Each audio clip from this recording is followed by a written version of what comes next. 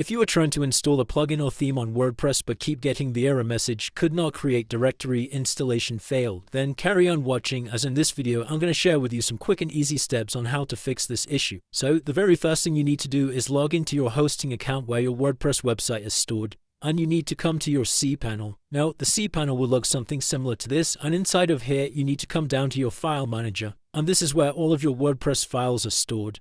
So we need to come into something called public HTML, and inside of here you should see a folder called WP-content. Now this error is usually caused because we don't have the correct permissions inside of our file manager. So in order to fix this, we need to first right click on WP content and select change permissions. Now your permissions should be set up exactly like mine are here, with the numbers 7, 5 and 5. If you have permissions different to this, then you need to set these permissions to exactly how you see it here. We can then come out of this folder and inside of WP content, and we're going to do exactly the same for the themes folder here by right clicking on themes and selecting change permissions. And once again, we need to set this to 755. And then we can come out of this one, and inside of the plugins folder, we need to right click on plugins and select change permissions. And once more, you need to make sure your permissions are set to 7, 5 and 5.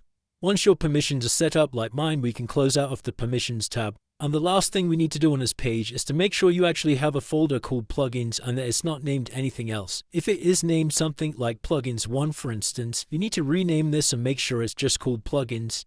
If you don't actually have a plugins folder inside of here, then you can create one by coming over to folder in the top left here, and then just giving it the name plugins and selecting create new folder. Now just by following those few simple steps, that should have fixed your issue. If you still are experiencing a problem, the one last thing we can do is come back to our cPanel directory, and inside of here you need to make sure you have adequate disk space. Now you can just press Ctrl F on your keyboard and search for disk, and inside of this cPanel you should see something called disk usage. Now inside of disk usage, it's basically going to tell us how much space we have left on our server, and you just need to make sure that you have enough space in here. If you don't have enough space in here, you can try clearing out some space by deleting some things you no longer need. Otherwise, you may need to contact your web hosting provider to upgrade your hosting package. And that's it guys, hopefully by following all of these steps that's now fixed your problem. If this video did help you, please drop a like and subscribe. Until next time.